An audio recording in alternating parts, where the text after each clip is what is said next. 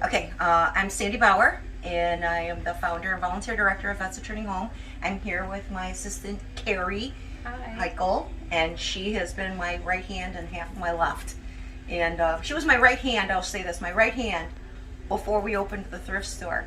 And since we opened the thrift store, it's been just an absolute blur, which I call that my delightful dilemma. We're all very busy. So Carrie's basically kind of taken over, if you will, running the shelter and the day-to-day operations there so that I can kind of focus on trying to get a grip on the store. And let's see, when was our official open? Do you remember? Like August 8th or something, yes, like that. So somewhere around so there. we've got August, September, October, November, December, 4 months, right? And so this is I know I'm a couple of days before year end, but I wanted to get this done before year end. This is the check, okay, from the store to Vets Returning Home, right? $25,326.96. Woohoo! Woo! To see, I mean, unless you've owned a business, sometimes people just really can't wrap their brains around that. And it's like, well, you know, I mean, we've been open for 4 months, $25,000. Is that a lot of money? When you think about it, most small businesses, it takes at least a year, sometimes 2, in order to become profitable, if ever, right?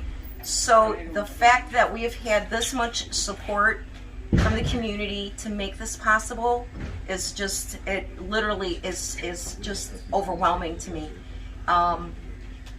With that said, though, realize that even though $25,000 is a lot of money, that's about what it costs us to run that program every month, Yes. right? Maybe even a little bit more. Yes.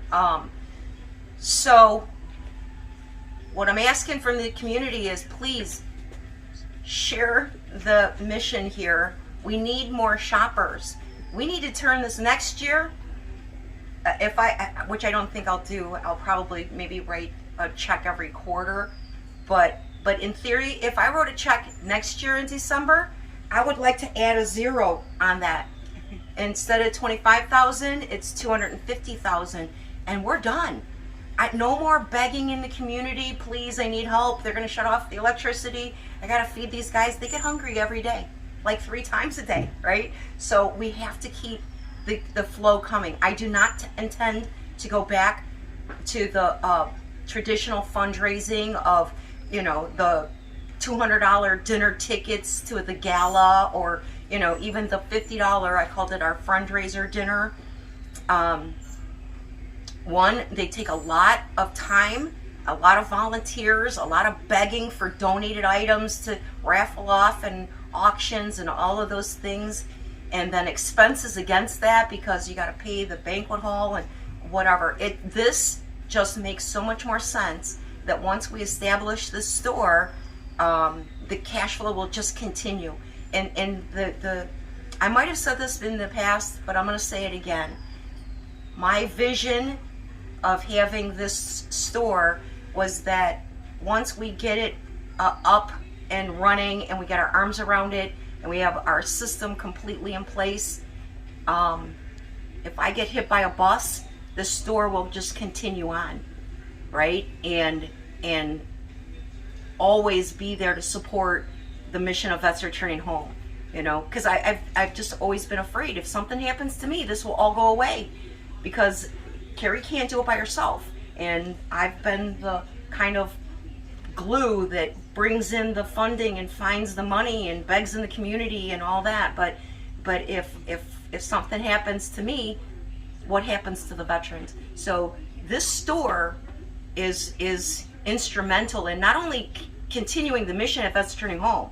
That is obviously the most important. But when you think about what this store does for the community, you know, so many people are struggling with food costs and just inflation in general. Don't get me started on that subject. But people need this store. people need to be able to come in here. A guy came and he needed a bed for his kid today, and he bought a brand new queen size mattress for $99. I mean, you know, the just the incidental things. We have bins of clothes for 99 cents, and they're beautiful. Everything in the store, if it's not high quality, it doesn't come in here. So, you know, I just want to thank you, all of our donors, everybody who's providing these items that we can even place in this store.